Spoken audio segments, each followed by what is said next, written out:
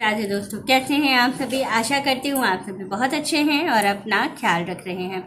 राधा रानी अपनी कृपा आप सब पर बनाए रखें। दोस्तों, आज हम लोग बात करेंगे नवरात्रि के 9 दिनों की, 9 भोग की, 9 रंग के वस्त्रों की और विशेष रूप से माँ के 9 स्वरूपों की बात हम करने वाले हैं, जो कि बहुत बहुत खास है। माँ के 9 दिन का जो लोग व्रत करते हैं, जो लोग आराधना करते हैं, जो लोग विशेष रूप से माँ के 9 स्वरूपों की पूजा करते हैं, उनको ये चीज़ें जानना बहुत ज़रूरी है कि माँ के 9 स्वरूप में 9 दिन में आपको कौन सा भोग माँ को समर्पित करना चाहिए, जिससे कि माँ प्रसन्न हो और आपकी कामनाओं की सिद्धि भी हो जाए।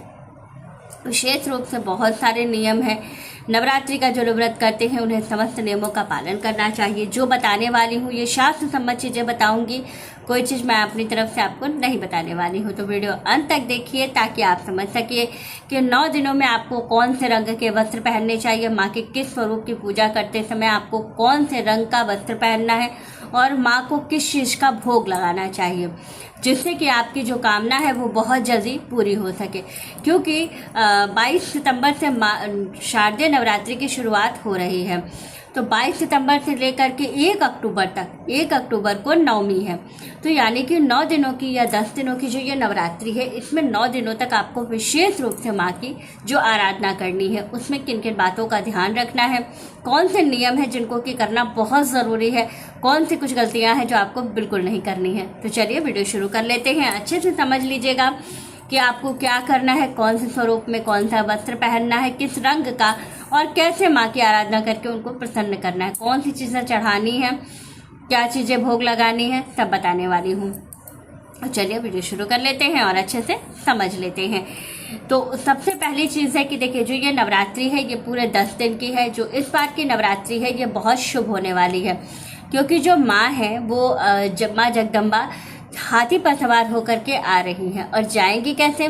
तो माँ जाएंगी पालकी में सवार होकर के लोगों के कंधे पर। और जब माँ कंधे पर जाती हैं तब समझ लीजिए कि बहुत शुभ संयोग देने वाला है। ये बहुत शुभ फलों की प्राप्ति आपको होने वाली है। जहाँ आपको सारे तरफ बहुत सी चीज़ें नेगेटिव दिखाई दे रही हैं, बहुत सी चीज़ें अपोजिट हैं, वो सभी अब आपको धीरे धीरे माँ की आराधना करने पर बहुत सी चीज़ें पॉजिटिव दिखने लगेंगी। कहा जाता है जब धरती पर बहुत ज़्यादा पाप होता है, बहुत सारी चीज़ें नेगेटिव हो जाती हैं, तो माँ ही होती हैं जो कि अपने बच्चों की रक्षा करती हैं और विशेष रूप से वो हमेशा हमारी रक्षा के लिए तैयार रहती हैं।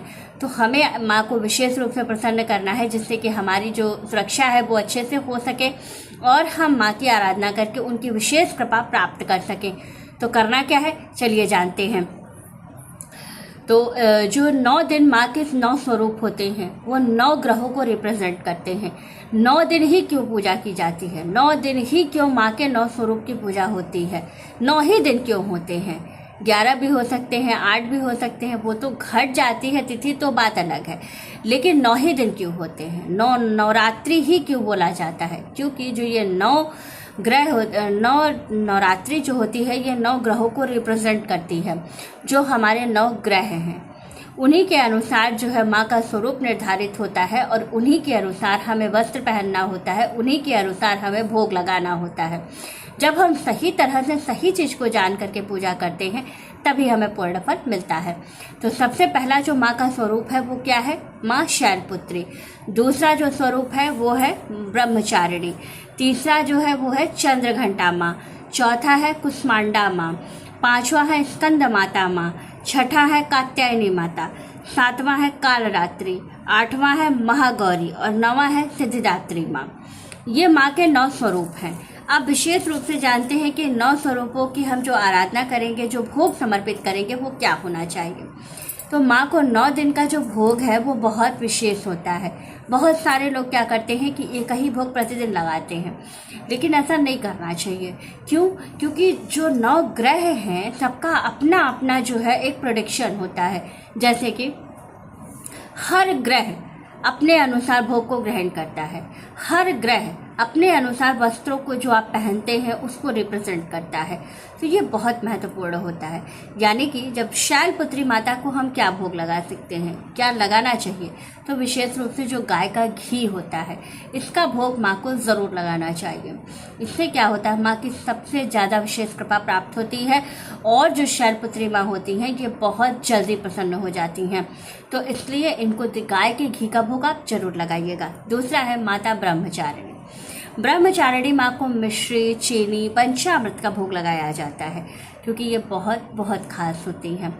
इनको प्रसन्न करना थोड़ा सा कठिन है। ये बहुत जल्दी जो माँ का स्वरूप है ये थोड़ा सा जैसे ब्रह्मा जी का जो स्वरूप है उसी के अकॉर्डिंग इनका स्वरूप है और विशेष रूप से इनको थोड़ा सा प्रसन्न करने में समय लगता है। तो आप अगर इन चीज़ों का भोग लगाते हैं तो माँ बहुत जल्दी प्रसन्न हो जाएंगी।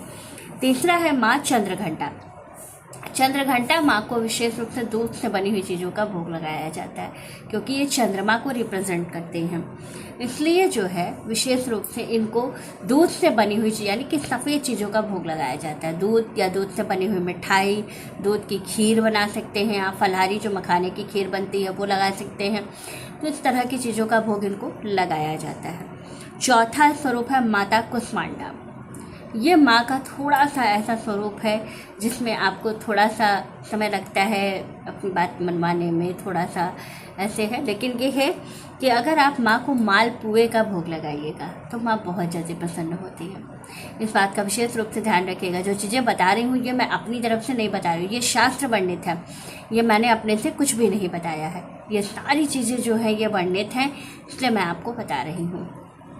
साथ ही माता स्कंद माता, स्कंद माता का जो स्वरूप है ये बहुत सौम्य है।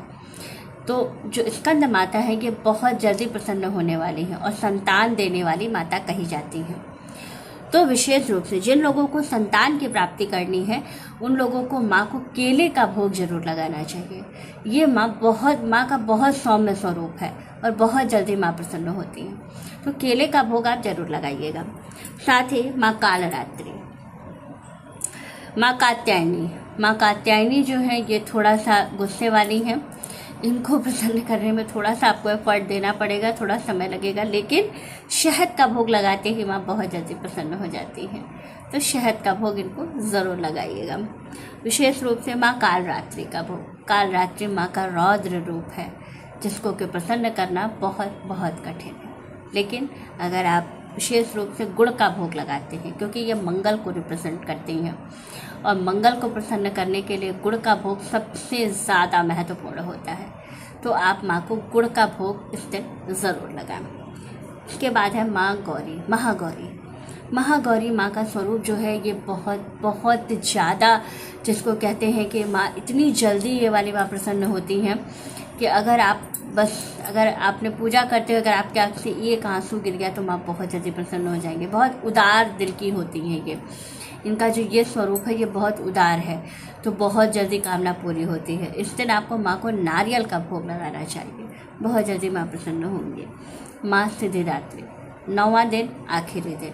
इस दिन माँ को हलवा, चना, खीर, पूड़ी, इन चीज़ों का भोग लगाना चाहिए। इससे माँ बहुत बहुत जल्दी प्रसन्न होंगी और आपकी कामना बहुत जल्दी पूरी हो जाएगी। अब बात करते हैं विशेष रूप से वस्त्र की। हमें किस दिन किस रंग का वस्त्र पहनना चाहिए।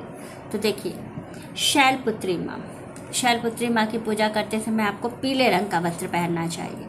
आपको पीले रंग का वस्त्र पहन करके शैलपुत्री माँ की पूजा करनी चाहिए। दूसरा है ब्रह्मचारिणी माता। इस दिन आपको सफ़ेद, पीला या हरा रंग पहन करके पूजा करना चाहिए। तीसरा है चंद्रघंटा माँ। चंद्रघंटा माँ की पूजा करने के लिए आपको भूरा रंग या नीले रंग का वस्त्र पहनना चाहिए। ये माँ का थोड़ा सा रौद्र रूप है, थोड़ा गुस्से वाला है, तो इसलिए इस दिन जो है इनका जो कलर होता है चंद्रघंटा माँ का थोड़ा ताम्र कलर होता है, तो इसलिए जो है इस दिन आपको भूरा या नीले रंग का वस्त्र पहनना चाहिए। माँ कुष्मांडा माँ को प्रसन्न करने के लिए नारंगी रंग का वस्त्र आपको इस दिन पहनना चाहिए। स्कंद माता के लिए आपको सफ़ेद साड़ी या पीला पहनना चाहिए। सफ़ेद बहुत सारे लोग कहेंगे कि सुहागिन महिलाएं सफ़ेद नहीं पहनती हैं, तो कोई बात नहीं है। अगर उसमें सफ़ेद में कोई और कलर लगा हुआ है तो आप पहन सकती हैं, नहीं तो आप क्या करिए, पीले रंग का वस्त्र पहन सकती हैं। माँ कात्यायनी, कात्यायनी माँ को प्रसन्न करने के लिए आपको लाल रंग का वस्त्र पहनना चाहिए। कालरात्रि माँ, इनको प्रसन्न करने के लिए नीले रंग का वस्त्र आपको पहनना चाहिए। महागौरी माता, गुलाबी रंग, इनको गुलाबी रंग बहुत प्रिय है, तो आप अगर गुलाबी रंग का वस्त्र पहनते हैं तो माँ बहुत जल्दी प्रसन्न होंगे। बैंगनी कलर, सिद्धिदात्री माँ, इनको बैंगनी कलर बहुत पसंद है और ये आपकी बहुत जल्दी सुनती हैं। तो माँ को प्रसन्न करने के लिए बहुत सारे उपाय किए जाएंगे, बहुत सारी चीज़ें की जाएंगी, लेकिन अगर आप ये सब चीज़ें भी करते हैं तो माँ प्रसन्न होती हैं और बहुत जल्दी प्रसन्न होती हैं। तो ज़रूर करें और आपको इससे बहुत लाभ भी होगा। तो वीडियो अच्छी लगी हो, जानकारी अच्छी लगी हो तो वीडियो को लाइक, शेयर और सब्सक्राइब ज़रूर कीजिएगा और एक हाइप ज़रूर दीजिएगा। राधे राधे।